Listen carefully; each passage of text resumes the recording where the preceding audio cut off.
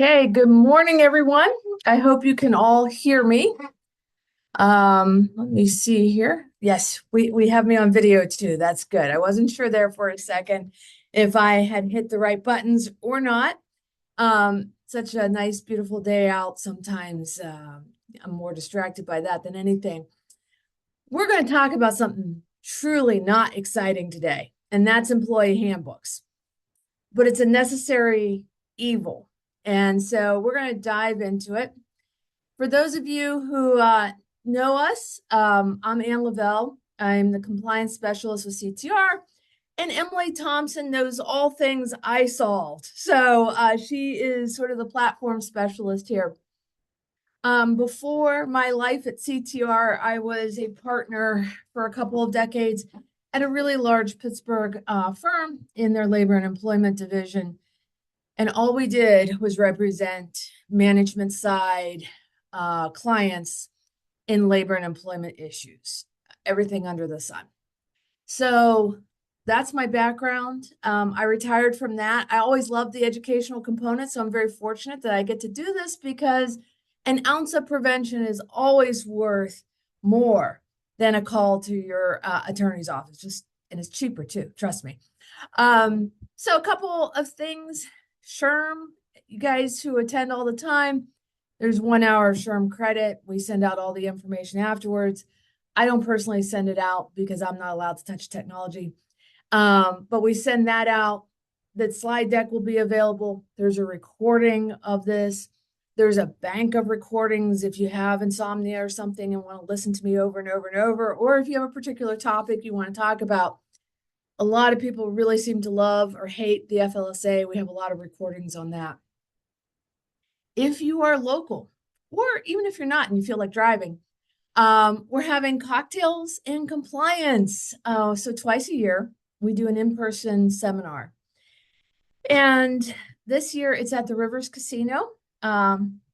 Free drinks, I think it's 2 drinks a person or something, and heavy hors d'oeuvres, and gambling and HR. I mean, what more could you want out of life? So join us for that. I'll be speaking at that. We're bringing in a guest speaker from iSolve to talk about some issues. And, you know, it should be a nice afternoon. We'll try to answer all of your questions. I love the in-person compliance seminars much more than I love the webinars because I can answer questions in real time.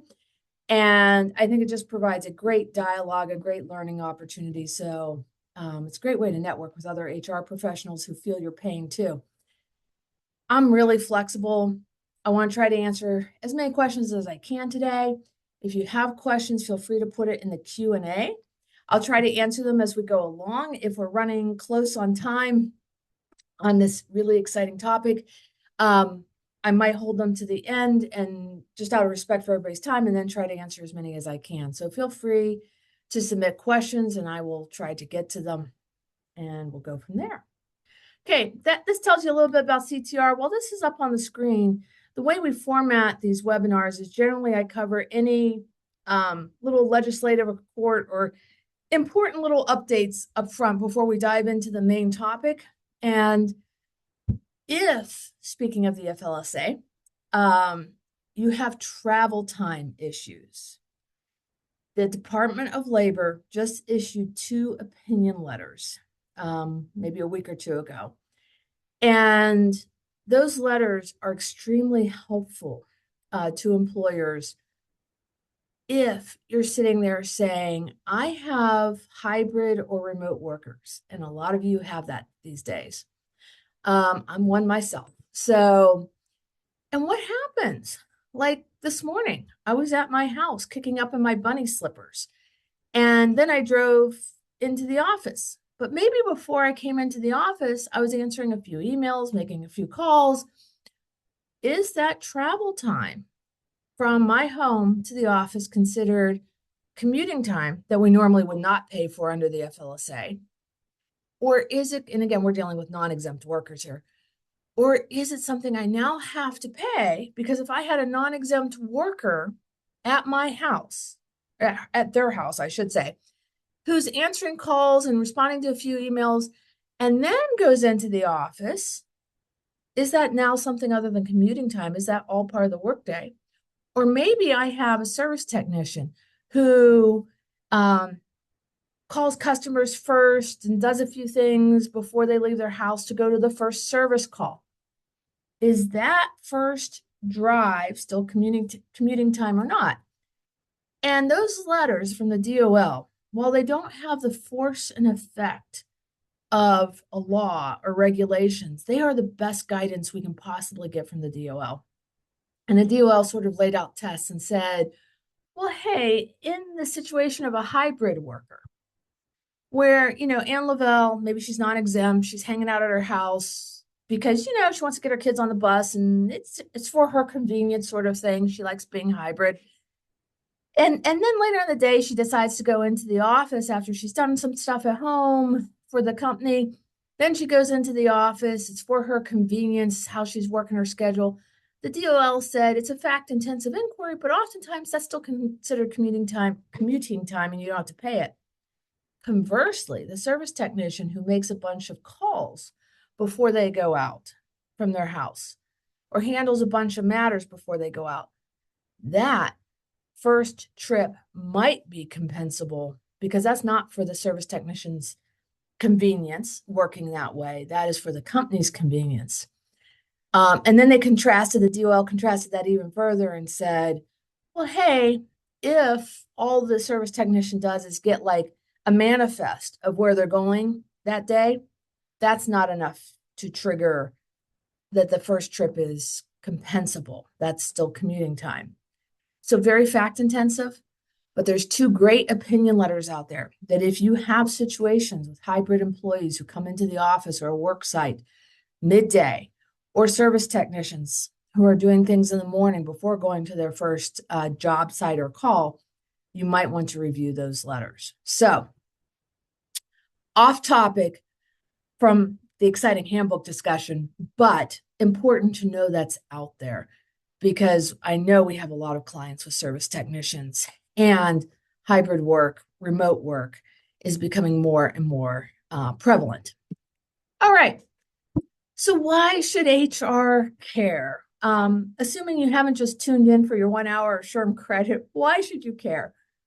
Well, they're not just orientation documents, although handbooks certainly are that, but they really ought to reflect who we are as an organization. And every company has a different culture. Some are much stricter than others.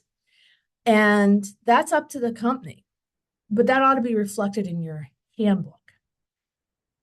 You're facing increased scrutiny on some things from different federal agencies. And depending on which administration is in place, different parts of your handbook may be the part that's under more scrutiny today. Or 4 years from now, it might be something different because the winds of change are constant with these agencies.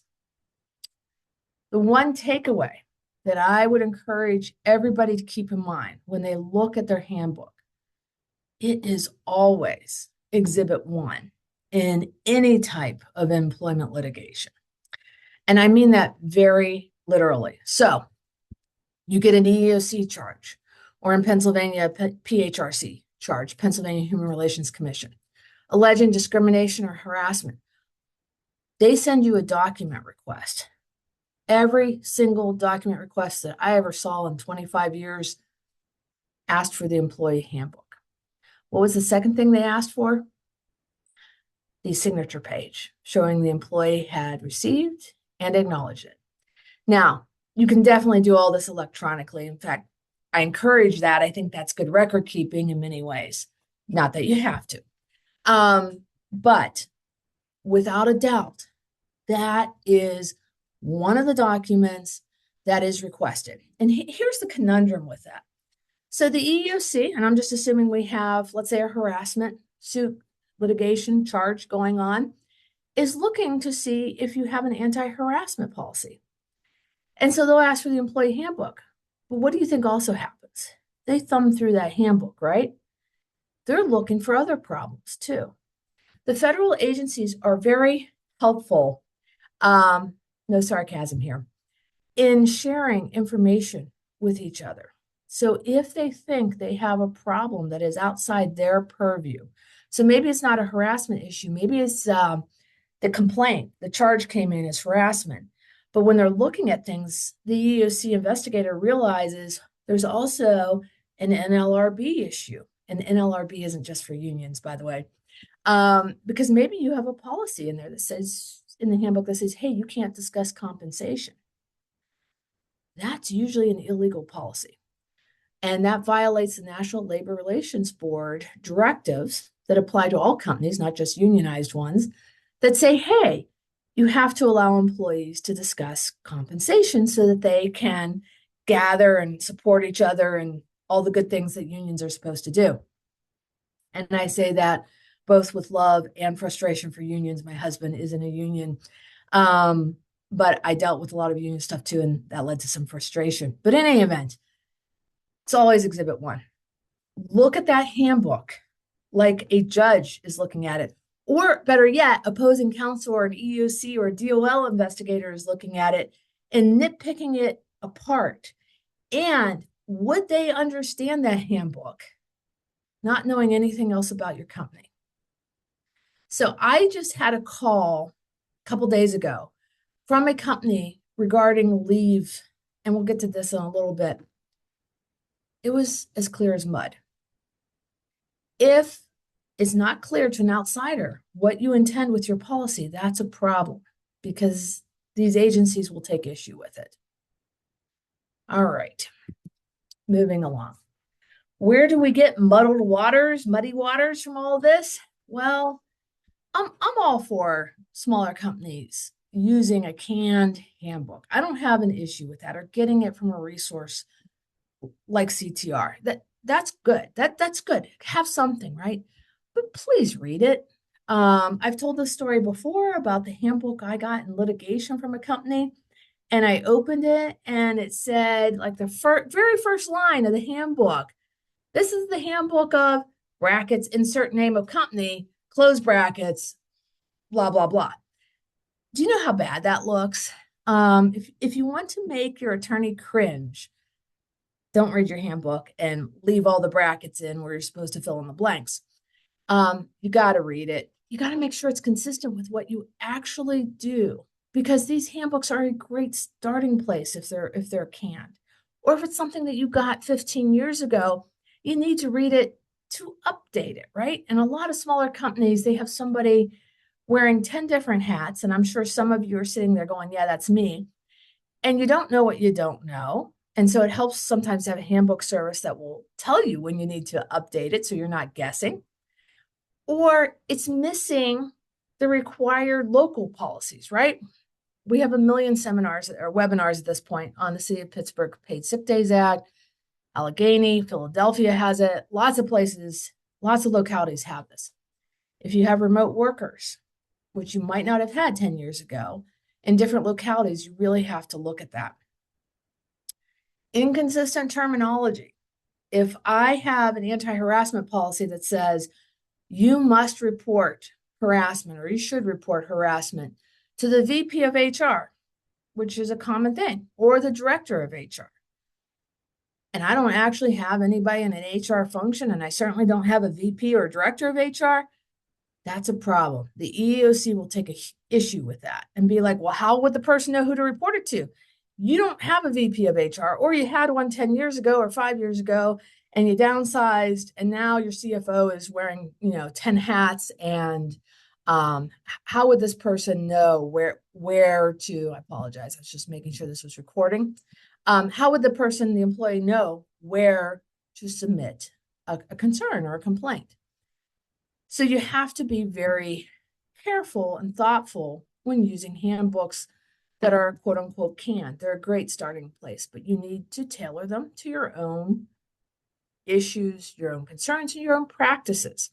And if your practices vary a whole lot from what's in the canned handbook, you might want to review that, either because they're very outdated practices or maybe they're illegal and you just don't realize it. All right, this is probably my biggest bane of my existence when I was practicing in terms of handbooks. And that was inconsistent leave policies. So over time, a handbook builds up. It's like soap scum or something. I don't know. And you get a million policies that all pertain to the general topic of leave, right? We have PTO, or maybe we're sort of more of an old-fashioned employer. We have a bank of vacation, a bank of sick, a bank of whatever. And then we found out we needed an FMLA policy, so we shoved that in there somewhere. And then we found out maybe it would be a good idea to have a jury duty leave or ADA accommodations, which, by the way, I hope everybody knows that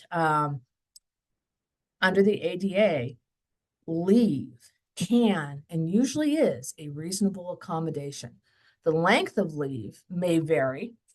It may very well exceed the length of FMLA leave, depending on the size of the employer, but it definitely is a type of leave that we should consider. And then you get issues. Let me just take a drink here. So, inconsistent administration.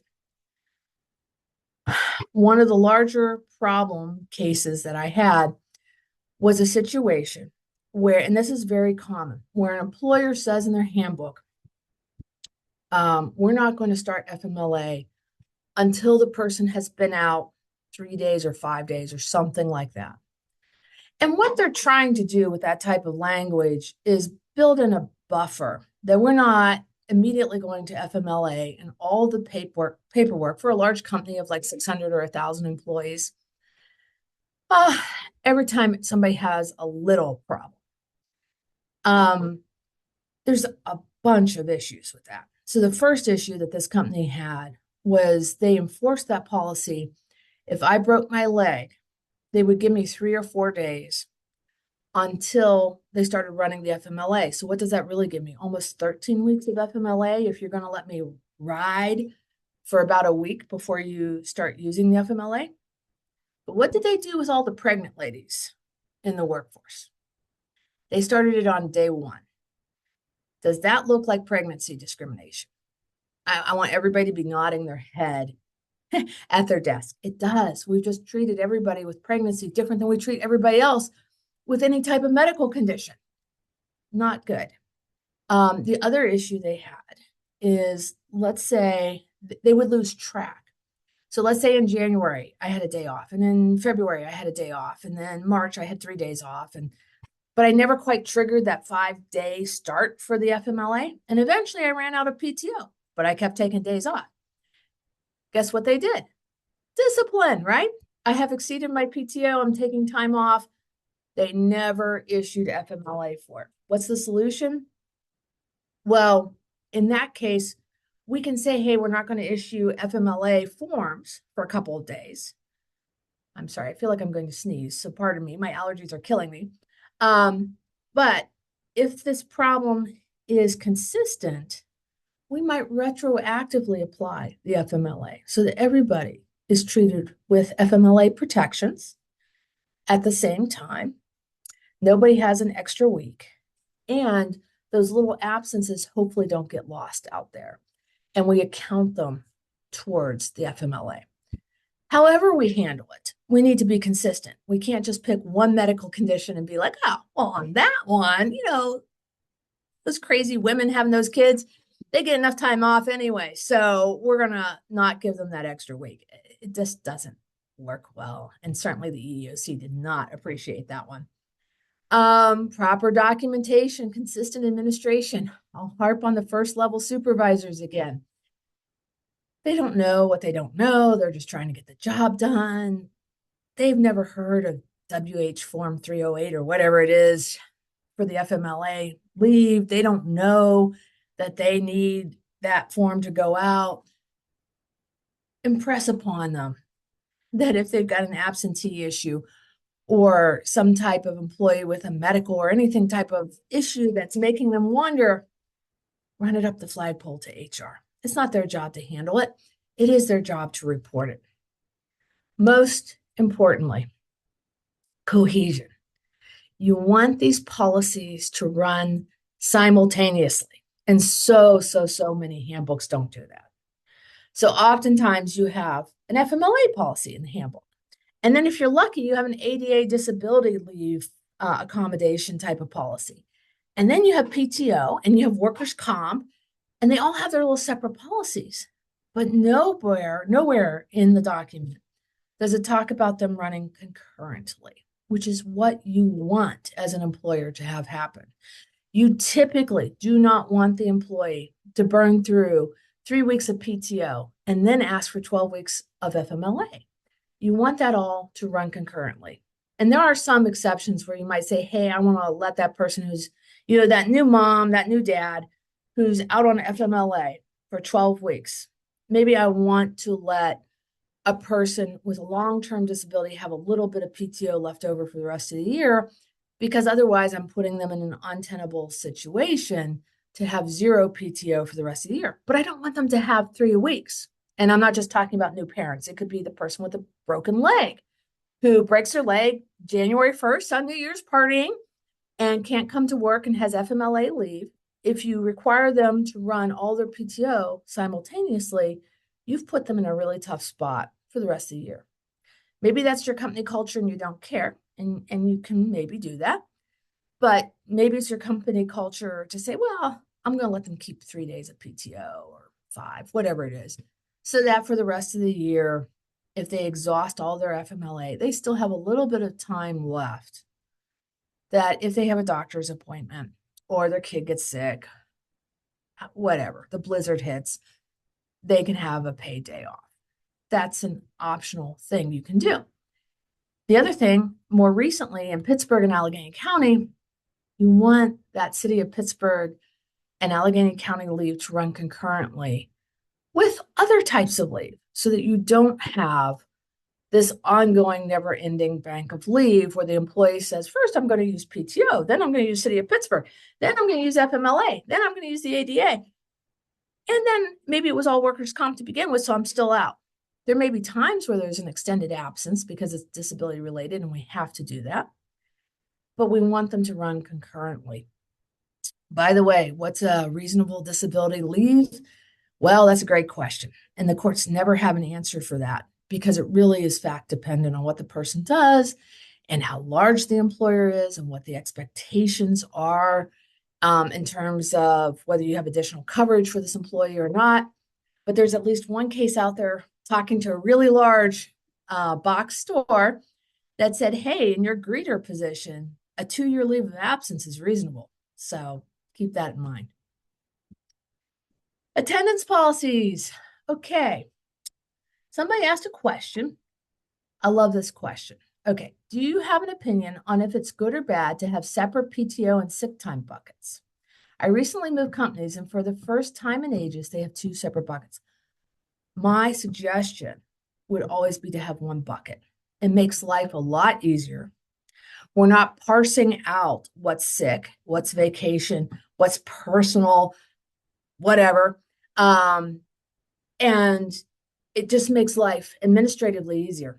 It's also better, in my view, from a legal standpoint, because you can get situations where the courts will get funny about the fact that, well, if you have sick leave, you can make the person burn through the sick leave concurrently with an FMLA situation for their own health condition, own serious health condition. But that PTO is something else. So we can't make them burn through it. You just don't want that argument in court. It just muddies the waters, in my opinion. It's simpler in terms of administration. It's simpler just the whole way around. And if we say the PTO can be used for anything, and like we're in the city of Pittsburgh, then all of a sudden that PTO looks like it covers the city of Pittsburgh. We want to make sure we have all the bells and whistles, but theoretically we can use it to cover those local laws that require paid time off. Okay, somebody else asked, can you run workers' comp PTO concurrently or with the FMLA? I thought that was separate and apart. No, you can run them concurrently. So I get the person who slips and falls at work, which could be me because I'm that graceful. And I have a bank of PTO. I have workers' comp is also FMLA, right? Assuming it's a serious health condition, which if I'm off because of workers' comp, presumably it's a serious health condition. I want all that to run concurrently. Again, with the PTO, maybe I got too big a heart or something, which is saying something as a former attorney. But I was always in the favor of letting the person have a little bit of PTO time left, that we weren't going to require them to burn through all of it, because I did have a sort of an ethical heart for the situation where somebody burns through that 12 weeks up front in January, February, March. And if you're making them go a whole year without any PTO, I think that's a hardship. I think that's really tough. Okay, I'm getting a ton of questions, which is great. And let me just move my cursor, which doesn't want to move here. So somebody's asking, how do you have one bucket with paid sick leave requirements, for example, the city of Pittsburgh? And well, basically, city of Pittsburgh and Allegheny County, one requires a little more than the other right now, but they're basically the same. So you want to reference that this is in compliance with city of Pittsburgh, Allegheny County, and you want to make sure that there's no restrictions on your PTO that would be contrary to anything in the city of Pittsburgh Act. So for instance, the city of Pittsburgh anticipates that I can use the paid time off for like my step grandfather's illness. You don't want your PTO to be narrower than that. So you want your PTO to basically be a free-for-all, which it usually is. You can use it for whatever. You can't have the PTO have call-off requirements that are more strident than what the city of Pittsburgh requires. And you can't require documentation that the city of Pittsburgh doesn't require, at least for those 40 or so hours, depending on whether we're looking at city of Pittsburgh or Allegheny County. And you also need to make sure they can use it in the same increments that the city of Pittsburgh or Allegheny County permits, which is generally an hour. So if you have a PTO policy that says you have to use this in half-day increments, that won't comply with the city of Pittsburgh. But if you allow that PTO policy to basically be used for anything, to be used in the same increments as the city of Pittsburgh, which is basically 1 hour or more, and you're not requiring a bunch of medical documentation in most situations, perfect. If it's also FMLA, go get those FMLA forms out and make the person fill them out as well.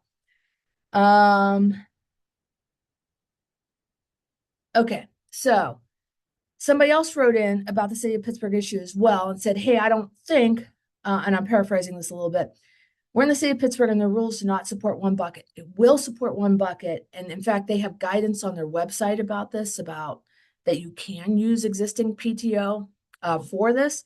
You just have to make sure you check all the boxes on your PTO policy so that it is as flexible as the city of Pittsburgh leave policies. And you definitely want to take advantage of that. Because again, from an employment standpoint, I don't want somebody who's not working all year and I'm paying for them to be off. I'm exaggerating, but you want it all to run concurrently if you can. Okay, moving along here. If I can get my cursor back. This is why they don't let me touch technology. Okay, there we go. PTO policies, we kind of talked about this. Look at this list. Many states regulate this differently, especially if you are out west. California is a culprit. Another question I had recently was about a use it or lose it vacation policy.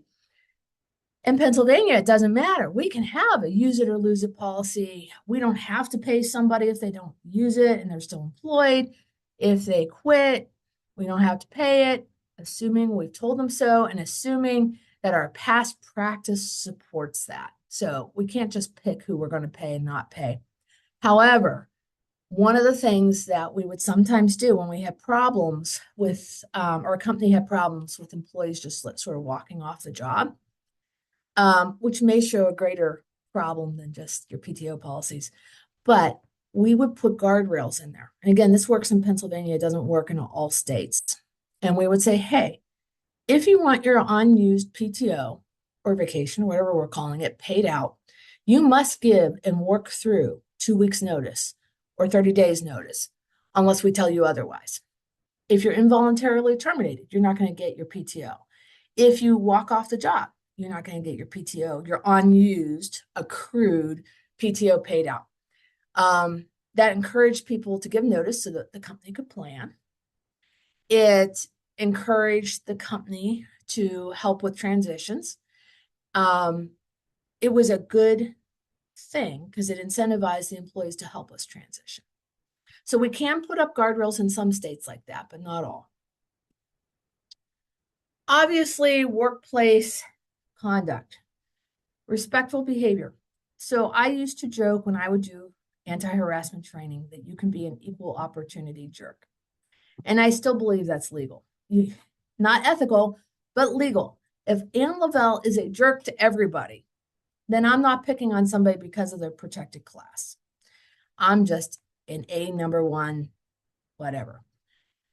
However, I can certainly regulate a higher standard of behavior if I am so inclined in the workplace. But if you're going to do that, you got to make sure it applies to everybody. And so we would have situations where, if so and so did this, who's really low on the rung of the ladder, they got disciplined. But if the CFO did it, it's kind of funny when they do it, or they're so important they need to do it that way.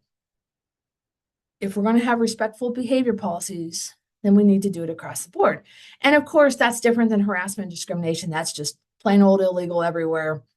Confidentiality is becoming more and more and more important. Dress code you definitely need to look at because we have shifting norms and we have religious accommodations, we have gender accommodations for that now.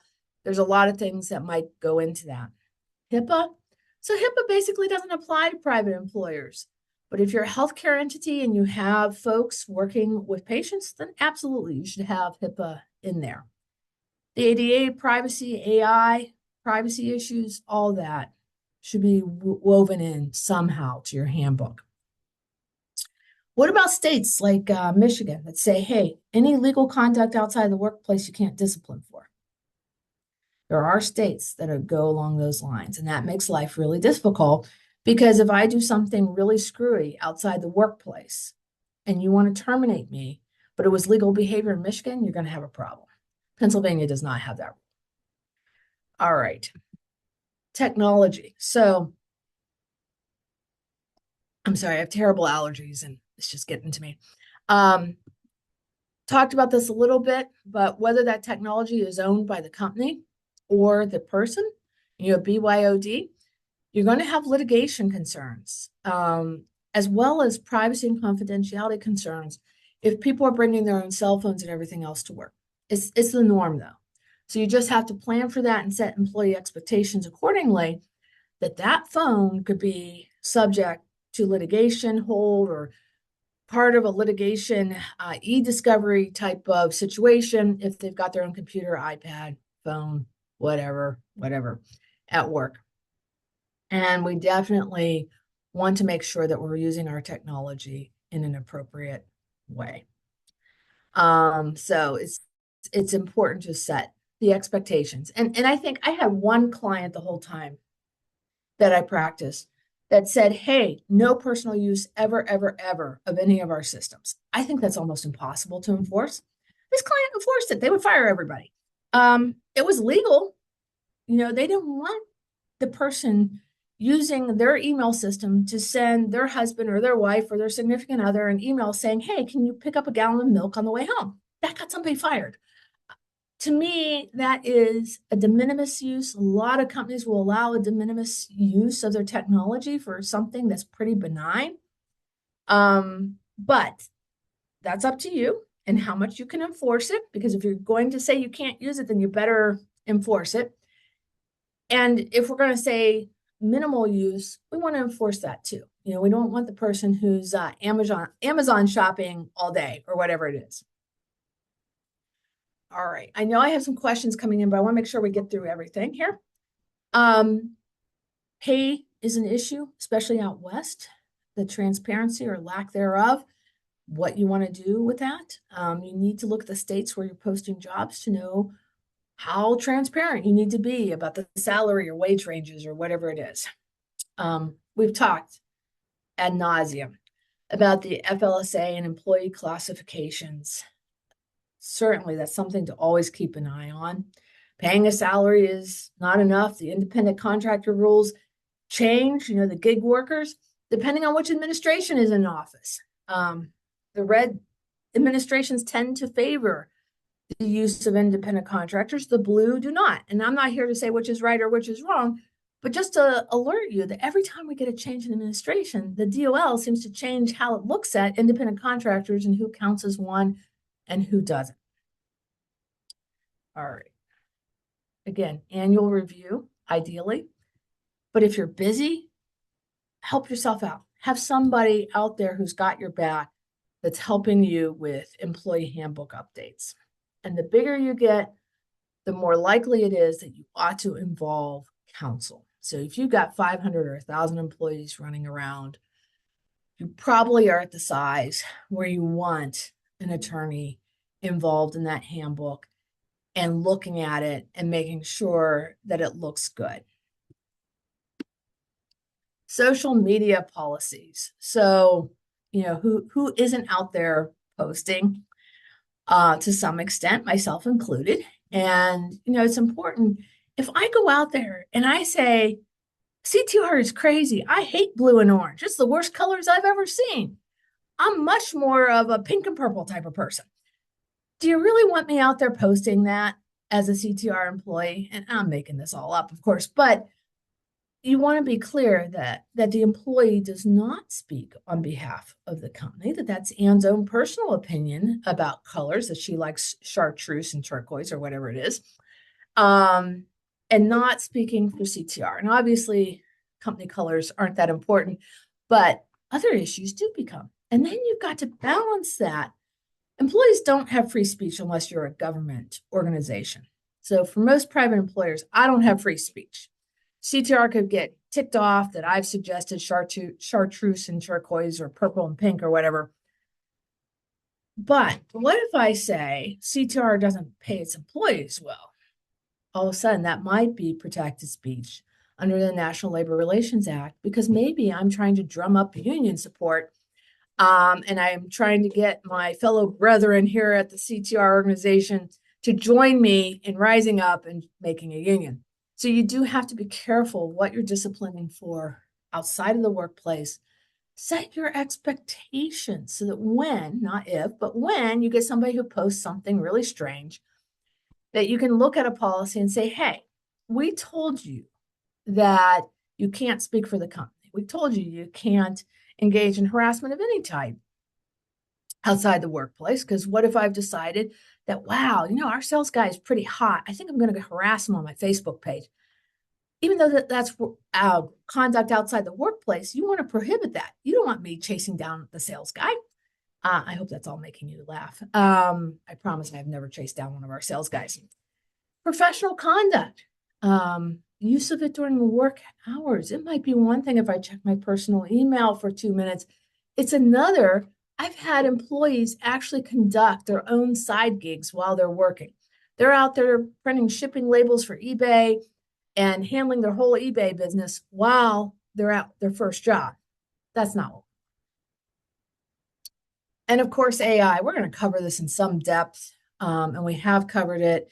It seems to be the subject that won't die, kind of like the FLSA. And you're behind the 8 ball if you don't have a policy at this point. You really want to tell your employees where you stand on it, what platforms they can use. You want to have a system of human oversight. There's been too many situations where companies and large law firms are apparently a big culprit in this, have submitted things with hallucinations in them to courts and other places. That how did that get missed? But the more human oversight, the better. Multi-state compliance. And again, I want to be respectful of everybody's time. Let me just see the questions we have over here as I, here we go. Where did my cursor go? There we are. Yeah, they gave me like 3 screens. That's too many for me, probably.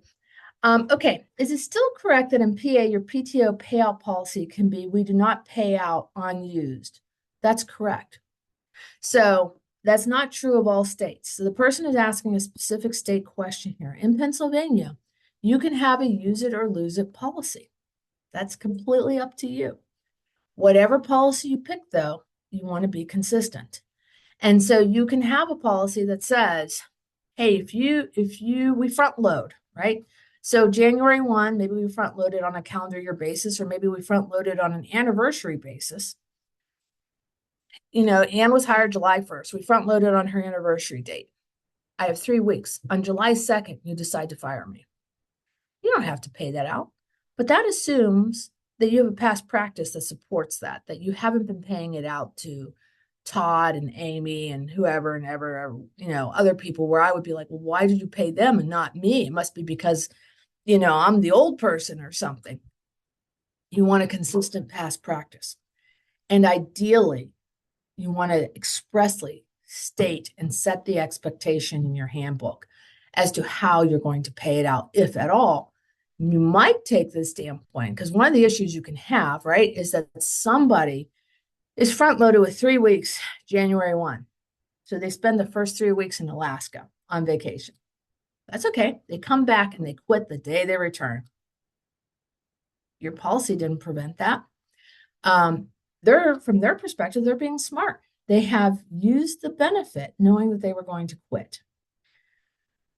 If you offer to pay a portion out or the accrued portion, something like that, even though you're front loading it, you can say, hey, if the person leaves, we will calculate what the accrued portion would have been. We're sort of advancing vacation and we'll pay out the accrued portion. So maybe that sort of curbs the behavior where somebody uses all their vacation before they say sayonara. Okay. Follow-up question was, we have an executive who's like a founder of the company, I guess, who does not track time or time off like the rest of the staff. Is it permissible to let them not input time off, even though the rest of the staff do, or will that cause problems? There's always the untouchable person. So every workplace has this. I would suggest a couple of things. First, I would distinguish.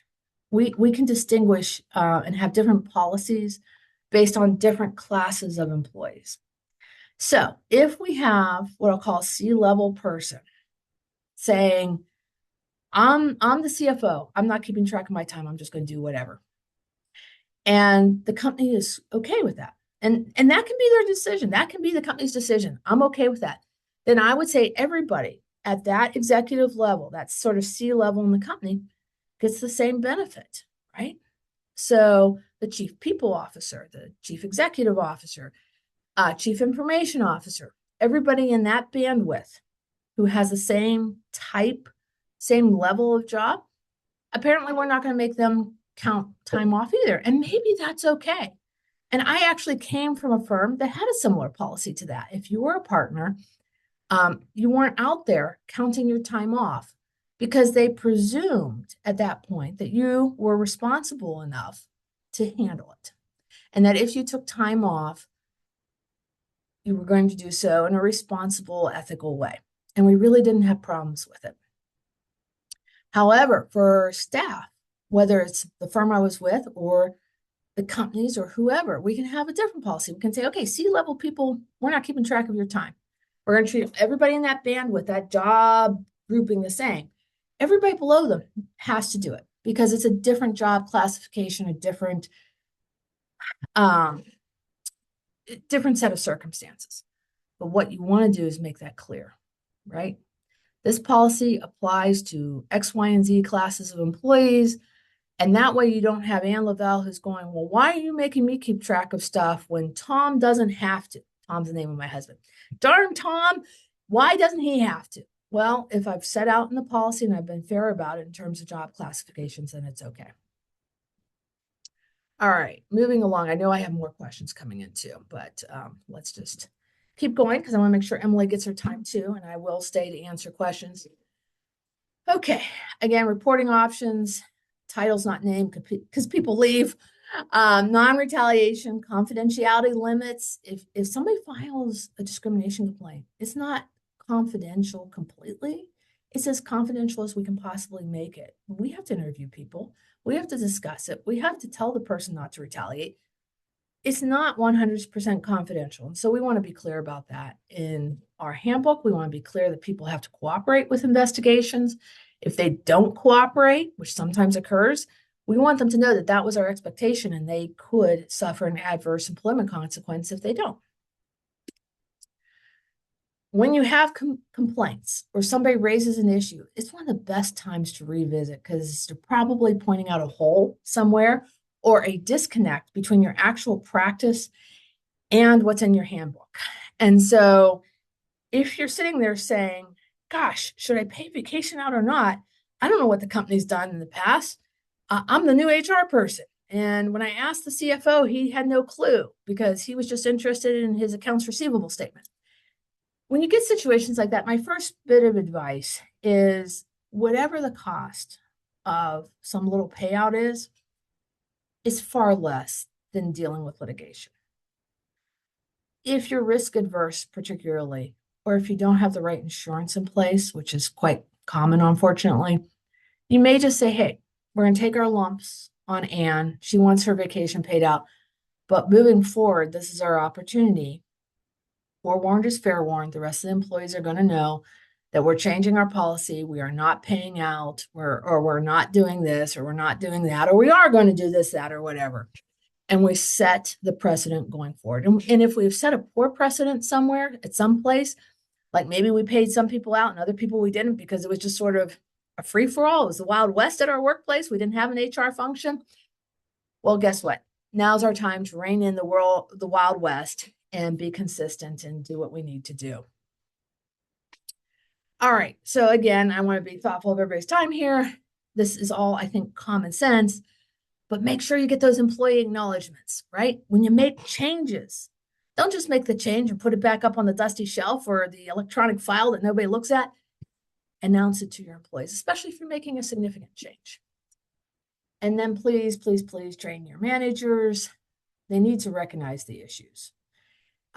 You should be doing yearly harassment and discrimination training anyway, weaving in other concepts and having a separate management training. I would highly suggest it because you want those managers to recognize the risks that are out there, but you don't necessarily want to highlight all the risks and liability to your frontline employees, right? You don't want to be like, hey, here's how you sue us. But you want to tell the managers, this is how important it is. This is where the liability is. It could be your own liability as a supervisor in certain situations. Get on the ball. You're not their friends. You can be friendly with them, but you're not taking confidences, and you need to report stuff, even if your frontline subordinates don't want you to report it because they're just telling you it off the record or something. If you witness something, you got to report it, right? You can't just be an ostrich with your head in the sand. That's worth hitting home every single year. All right, before we get to Emily, let me just very quickly see if I can answer a couple questions that came in here. And that assumes that I can move the cursor. Here we go. Okay, so somebody said, well, what kind of C-suite level exemption be listed in the employee handbook? I would flip that the other way. I would say employees, starting with whatever the next tier down is, VPs and under or something, must follow this policy, right? I'm not sure I want to highlight that the C-suite isn't following the policy. I want to say who the policy applies to. Okay, somebody else. Oh, I just answered that. Okay. Some of this is a little duplicative.